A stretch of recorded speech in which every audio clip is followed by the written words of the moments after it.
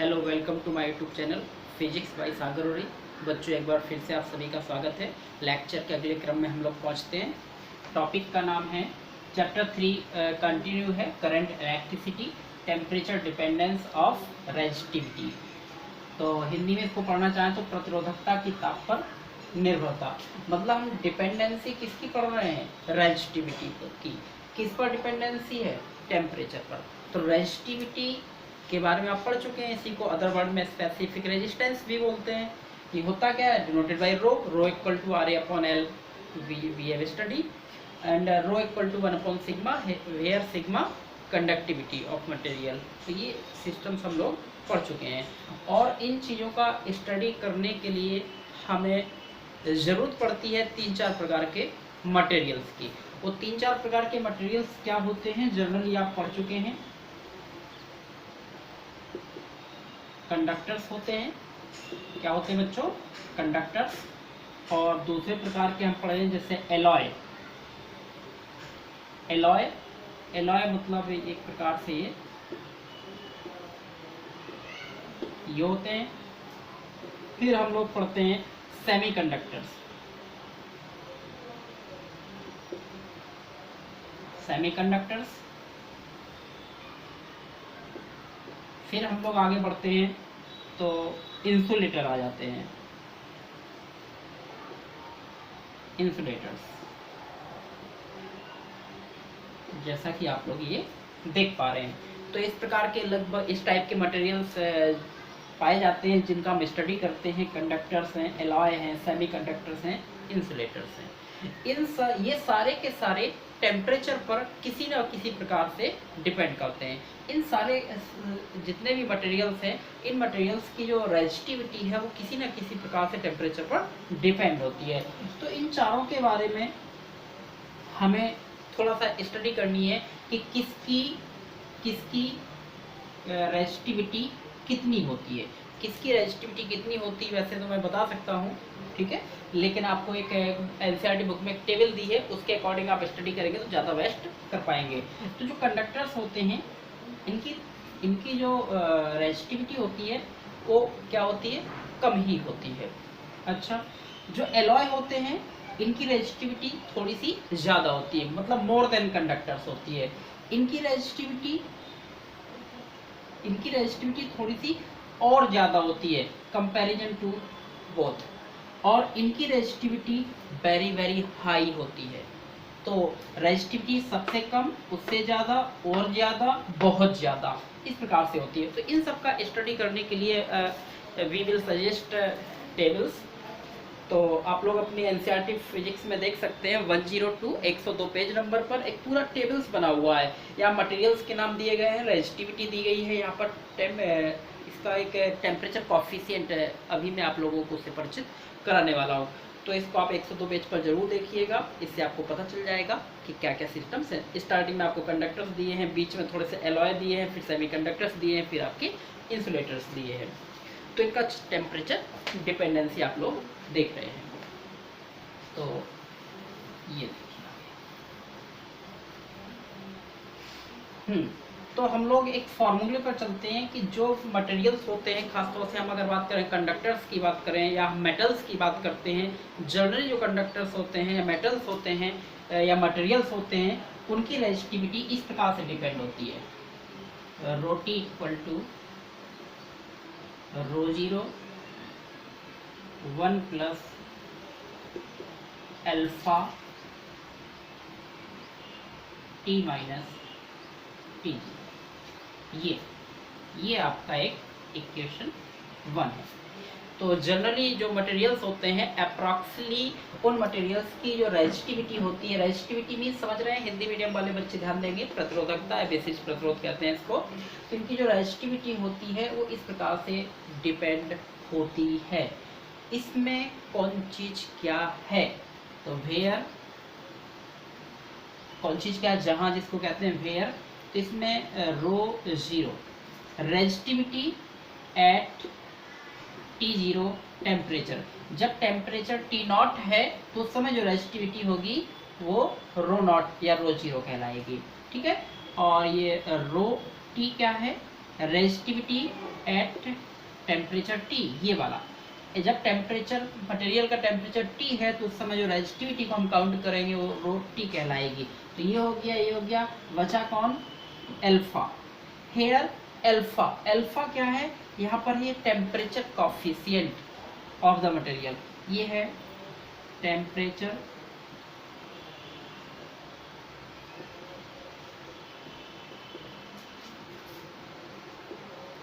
Coefficient, temperature coefficient.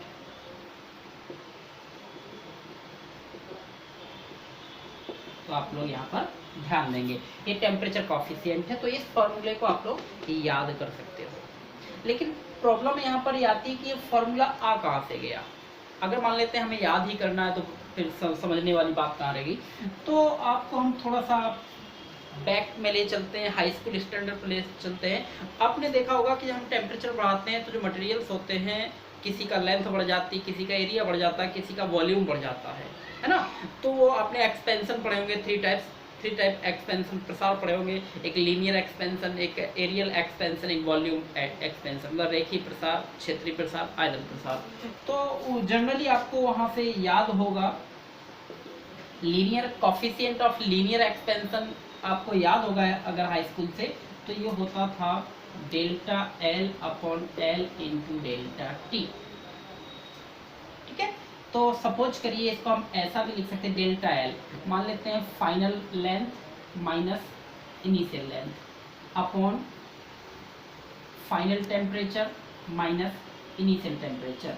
अब इसको हम इस प्रकार से यहाँ वहाँ ले जाएं और इसमें जैसे यहाँ ले जाएं तो alpha L T minus T not equal to कौन, एल माइनस एल नॉट। अब इसको हम बाई सॉल्विंग करें, इसको आप पक्षांतर कर लीजिए इस प्रकार, ठीक है ना। तो ये हो जाएगा एल टी, है ना। तो इसको इसी प्रकार से आ जाएगा आपका। इसको अगर यहाँ ले भी जाएंगे तो L equal to L not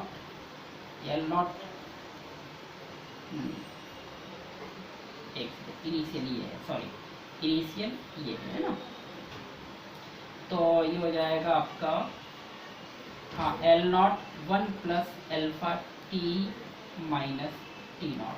तो जहाँ जहाँ इसमें लेंथ आ रही थी वहाँ वहाँ क्या आ गई है, रेजिस्टिविटी। सिमिलरली लेके चलते हैं अगर हम, तो आप यहाँ से अगर बाई सॉल्विंग करना चाहें तो सिमिलरली ये आपका फॉर्मूला आ जाएगा, ध्यान रखिएगा। तो ये हो गया, ठीक है। कौन चीज़ क्या है हमने आपको यहाँ पर बता दी है। कहीं कहीं इसको देखिए क्या करते हैं, अगर इसको हम इन टर्म ऑफ देख लीजिए और अदर वर्ड में, अगर मान लेते हैं टी नॉट नहीं है तो T1 T2 होगा, है ना। अगर हम कहें कि टेम्परेचर T1 है तो रेजिस्टिविटी आपकी ρ1 है, जब टेम्परेचर T2 है तो रेजिस्टिविटी ρ2 है, ठीक है। तो यहाँ से क्या हो जाएगा, तो ρ2 equal to ρ1 1 plus alpha T2 minus T1 लीजिए, ऐसे भी हो सकता है, ठीक है। तो कोई भी तरीके इसके हो सकते हैं। अगर मान लीजिए यहीं से हम लेना चाहें कि अगर मान लीजिए टी नॉट जो है वो 0 डिग्री सेल्सियस है, कितना है, 0 डिग्री सेल्सियस है, तो इसका फॉर्म क्या बन जाएगा, rho T equal to rho not 1 plus alpha, ये 0 हो गया क्योंकि यहाँ से हम 0 दे रहे हैं, ये 0 हो गया तो एल्फा टी। कहीं कहीं आपने हो सकता ऐसा पढ़ा हो, लेकिन ये इस बड़े फॉर्म का एक शॉर्ट फॉर्म हो गया, rho T equal to rho not 1 plus alpha T, ठीक है। लेकिन ये तभी है जब इसमें इनिशियल टेम्परेचर कितना हो, 0 डिग्री सेल्सियस, तभी है ये, ठीक है। यहाँ टी क्या है, अननोन टेम्परेचर। अगर इसी टाइप को हम आगे बढ़ाना चाहें, मैं आपको रटाने का प्रयास नहीं कर रहा हूँ, मैं आपको समझाने का प्रयास कर रहा हूँ, क्योंकि ऐसा तो आपकी किताब में दिया, किताब से पढ़ लोगे सब कुछ आ जाएगा, लेकिन आप उसको समझने का प्रयास कीजिए। इसी को अगर हम इन टर्म ऑफ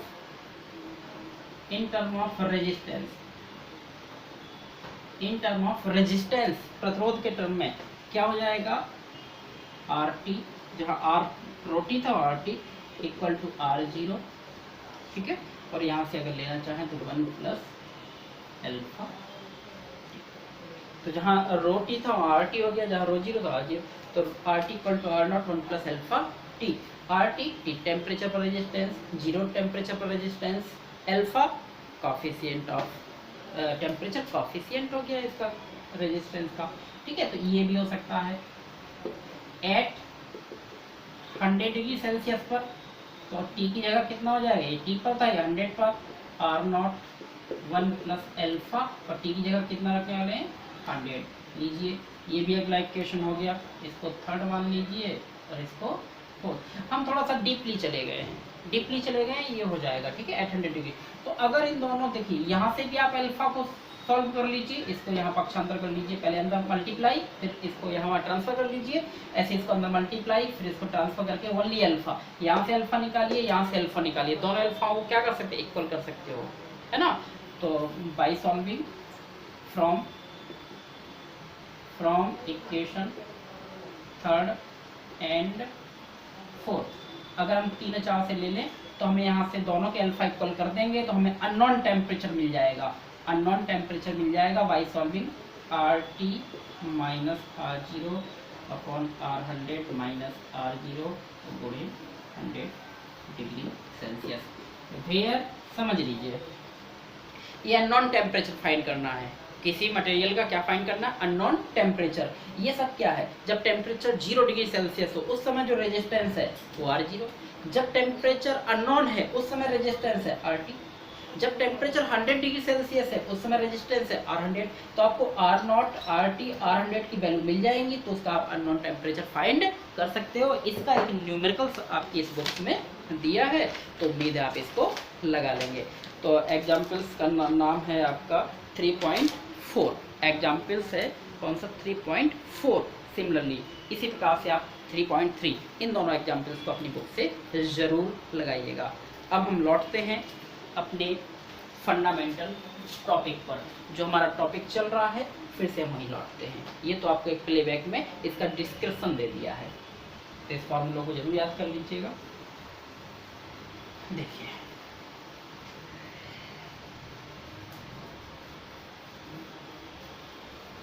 तो बात अभी समाप्त नहीं हुई है, तो हम ये देखना चाह रहे हैं कि इसकी जो रेजिस्टिविटी है वो इस टेम्परेचर पर किस प्रकार से डिपेंड करती है। तो अगर इसमें हम इसको अल्फ़ा की वैल्यू निकालना चाहें तो आपके टेबल्स में दिया है 1 अपॉन रो और ये हो जाएगा D rho upon D T, D rho upon D T. इस प्रकार से यहाँ से अल्फा निकलता है, जो coefficient temperature coefficient of resistivity वगैरह मटेरियल्स का हो जाता है।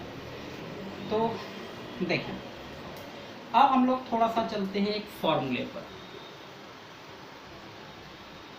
एक फॉर्मूला आपने पढ़ा होगा, rho equal to R A upon L, ठीक है। अब यहाँ पर आर क्या resistance in term of parameters, जो मटेरियल के पैरामीटर्स होते हैं वो पढ़ा होगा आपने, M L upon N E square T into A. अगर हम यहाँ पर किसकी वैल्यू पुट करते हैं, पैरामीटर्स की, M L upon N E square T, तो ए से ए आपका कैंसिल होना है, एल से एल कैंसिल होना है, तो बाद में कितना बचने वाला है आपका, ये बचेगा M upon N E square T. ये हमारा मेन फॉर्मूला बचा, मुख्य फॉर्मूला ये बचा। अब देखिए कौन चीज क्या है, m mass of free electrons है, n number of free electrons in per unit volume किसका, किसी कंडक्टर या मटेरियल जो भी है, इलेक्ट्रॉन चार्ज, t क्या है यहाँ पर, ये है यहाँ पर average time of collision, average time of collision also called relaxation time, पढ़ चुके होंगे आप लोग, श्रांति काल, रिलैक्सेशन टाइम। तो इसमें देखें अगर ये सारे कांस्टेंट हैं तो क्या होगा, हम बात करते हैं जनरली कंडक्टर्स की, समझिएगा यहाँ पर कंडक्टर्स, हमने क्या किया, टेम्परेचर को बढ़ाया, T को क्या किया, इंक्रीज, हमने टेम्परेचर को जो कंडक्टर है उस कंडक्टर के टेम्परेचर को हमने क्या किया, इंक्रीज किया। अगर हम टेम्परेचर को इंक्रीज करेंगे तो क्या होगा, फ्री इलेक्ट्रॉन तेजी से भागेंगे, मतलब जो उनका VRMS होता है, रूट मीन स्क्वायर वेलोसिटी, मतलब उनकी वेलोसिटी बढ़ जाएगी, मतलब काइनेटिक एनर्जी बढ़ जाएगी। क्या इंक्रीज हो जाएगी, काइनेटिक एनर्जी इंक्रीज। सीधी बात है, कंडक्टर का हम टेम्परेचर बढ़ाते हैं, उनके अंदर जो मॉलिक्यूल इलेक्ट्रॉन है वो फास्ट हो जाएंगे। अगर फास्ट हो जाएंगे तो आप हमें बताइए वहाँ पर जो पॉजिटिव आयंस हैं उनसे इलेक्ट्रॉन जल्दी जल्दी टकराएंगे या स्लोली स्लोली, मतलब फास्ट टकराएंगे या स्लोली स्लोली। तो आंसर है कि जब बहुत तेज दौड़ेंगे तो फास्ट टकराएंगे। जब फास्ट टकराएंगे तो कॉलिजन का टाइम बढ़ जाएगा कि कम हो जाएगा। जब आप बहुत तेजी से भाग रहे हैं, आपकी स्पीड हाई है, तो कॉलिजन का टाइम क्या होगा, कम हो जाएगा, जल्दी जल्दी टकराएंगे। तो वहाँ जो रिलैक्सेशन टाइम है वो बढ़ेगा घटेगा, कम हो जाएगा। फिर से समझिए, स्पीड हाई तो जल्दी जल्दी टकराएंगे, जल्दी जल्दी टकराएंगे तो कॉलिजन का टाइम क्या होगा, शॉर्ट हो जाएगा। जब कॉलिजन का टाइम, हाँ, जब कोलाइड कर रहे हैं, कोलाइड का टाइम शॉर्ट हो जाएगा, रिलैक्सेशन टाइम कम हो जाएगा। और यहाँ देखो, रिलैक्सेशन टाइम कम होने से रेजिस्टिविटी उस मटेरियल की इंक्रीज हो जाएगी, बढ़ जाएगी। रिलैक्सेशन टाइम कम, रेजिस्टिविटी हाई। किसकी रेजिस्टिविटी हाई हो गई, कंडक्टर की। कब, टेम्परेचर को इंक्रीज करने पर। तो इस सारे का कंक्लूजन क्या निकला, इसका निष्कर्ष क्या निकला, हमें पता चल गया कि अगर हम कंडक्टर्स का टेम्परेचर इंक्रीज करते हैं तो उनकी रेजिस्टिविटी भी इंक्रीज हो जाती है। तो ताप बढ़ाने पर चालकों की प्रतिरोधकता बढ़ जाती है। तो टेम्परेचर इंक्रीज करने पर कंडक्टर्स की रेजिस्टिविटी भी इंक्रीज हो जाती है। और अगर इनके बीच हम एक ग्राफ बनाना चाहें तो इस साइड ले लीजिए टेम्परेचर, इस साइड ले लीजिए रो। टेम्परेचर बढ़ाएंगे रेजिस्टिविटी भी बढ़ेगी, लेकिन इसमें फॉर्मूला ये आपका कुछ आगे तक जा चुका होता है, तो इसका ये ऐसे ग्राफ बनता है, ऐसे ग्राफ।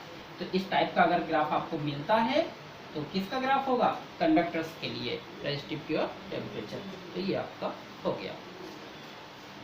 तो दूसरे टॉपिक में चलते हैं हम, एलॉयज में। जो एलॉय होते हैं, एलॉय में जैसे कि आप अगर बात करें हम, तो एलॉय में जैसे आपके एलॉय होते हैं क्या क्या, जैसे नाइक्रोम सुना होगा, मैग्नीन कांस्टेंट, नाइक्रोम मैग्नीन कांस्टेंट, ये क्या है, आपके एलॉय है, मिस धातु हैं। तो जो नाइक्रोम है वो किससे मिलकर बनता है, निकल, आयरन और क्रोमियम। तो निकल, आयरन, क्रोमियम से मिलकर नाइक्रोम बनता है। नाइक्रोम किससे बनता है, नाइक्रोम एक एलॉय है जो निकल, आयरन और क्रोमियम से मिलकर बनता है। ठीक है, तो ध्यान रखिएगा। तो नाइक्रोम,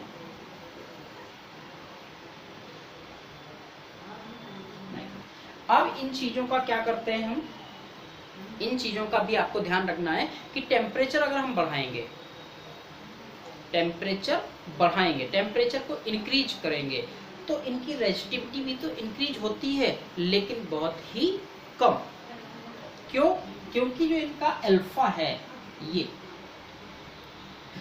ये अल्फा क्या होता है, कम होता है। ठीक है, टेम्परेचर बढ़ाने पर ये इंक्रीज होता है, ये क्या होता है, कम हो जाता है। तो ध्यान रखिएगा, जो एलॉयज हैं टेम्परेचर बढ़ाने पर उनकी भी रेजिस्टिविटी बढ़ती है, लेकिन कंडक्टर्स की तुलना में कम बढ़ती है, बहुत ही कम बढ़ती है। तो टेम्परेचर बढ़ाने पर एलॉयज की रेजिस्टिविटी बढ़ती है, लेकिन बहुत ही कम बढ़ती है। समझ रहे हो ना।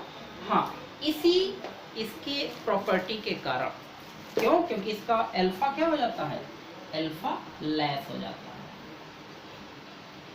अल्फा इसका क्या हो जाता है, लेस हो जाता है। कितना लेस हो जाता है, कभी कभी तो ये अप्रॉक्स 0 आ जाता है। और इसका अल्फा कितना होता है, कंडक्टर्स का अल्फा पॉजिटिव होता है। ध्यान रखिएगा, कंडक्टर्स के लिए इसका जो टेम्परेचर कॉफिशिएंट पॉजिटिव, एलॉयज के लिए लगभग 0 या बहुत ही कम होता है। ठीक है, इसी प्रॉपर्टी के कारण इसको हम किस में यूज कर लेते हैं, एलॉयज को। एलॉयज को हम यूज कर लेते हैं आपके वायर बाउंड रेजिस्टर्स में, प्रतिरोधक बनाने में।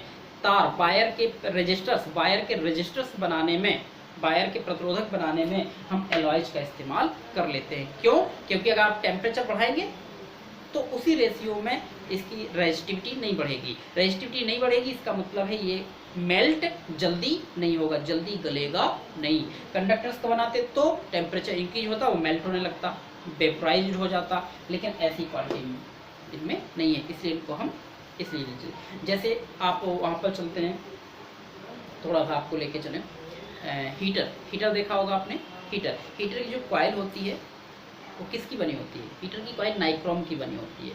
अब बात आती है हीटर की कॉइल नाइक्रोम की क्यों बनी होती है? नाइक्रोम तो एक एलॉय है, क्योंकि इसका alpha temperature coefficient very very less, and temperature बढ़ेगा तो इसकी रेजिस्टिविटी बहुत ही कम बढ़ेगी। मतलब टेम्परेचर तो देगा, टेम्परेचर हाई करेगा, लेकिन ये जल्दी से मेल्ट नहीं होगा, जल्दी से गलेगा नहीं, इसलिए हीटर। अगर कंडक्टर्स लगा दिया होता उसमें तो क्या होता? टेम्परेचर बढ़ने पर वो मेल्ट होने लगता, गल जाता, वेपोराइज्ड हो जाता।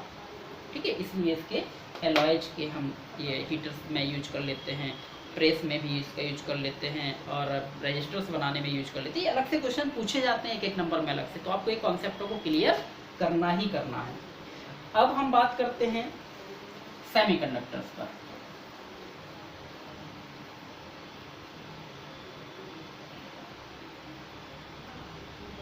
सेमीकंडक्टर्स जो अर्धचालक होते हैं, आधे चालक आधे चालक, सेमीकंडक्टर्स मतलब हाफ इंसुलेटर और हाफ कंडक्टर होते हैं सेमीकंडक्टर कौन होते हैं? तो सेमीकंडक्टर के नाम आप लोग याद कर लीजिएगा, कार्बन, सिलिकॉन और germanium. Generally most of use होते हैं सिलिकॉन और germanium. There are silicon and germanium are called semiconductors. इनका क्या होता है?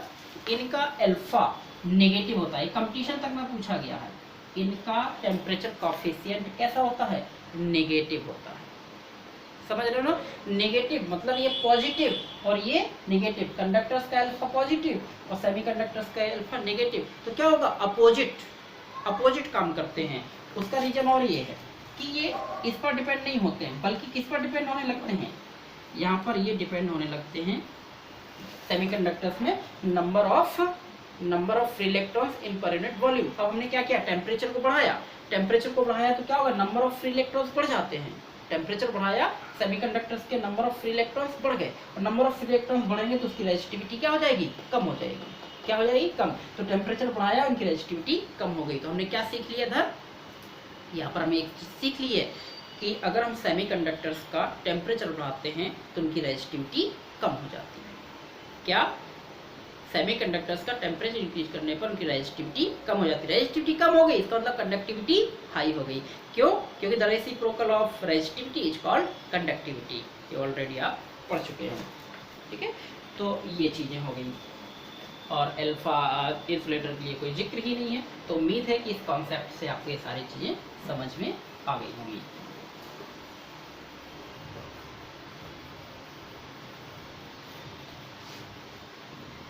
तो इनके जल्दी से ग्राफ देख लीजिए, फिर से एक बार ग्राफ देख लीजिए। अगर आप ऐसे बनाते हैं तो ये मान लीजिएगा टेम्परेचर के साथ रेजिस्टिविटी है, ये कंडक्टर है, और अगर ये ऐसे बना हुआ है तो ये आपका एलॉय है, और अगर ये ऐसे बना हुआ है तो ये मतलब टेम्परेचर इंक्रीज हो रहा है, रेजिस्टिविटी इंक्रीज हो रही है। इसमें टेम्परेचर इंक्रीज हो रहा है लेकिन रेजिस्टिविटी बहुत ही कम इंक्रीज हो रही है। इसमें टेम्परेचर इंक्रीज हो रहा है तो इसकी रेजिस्टिविटी डाउन हो रही है। तो ये क्या है? Semi conductors. इस प्रकार से हो गया। एक नई चीज आई है आजकल, आपको ये फोर्थ सिस्टम बता देते हैं। ये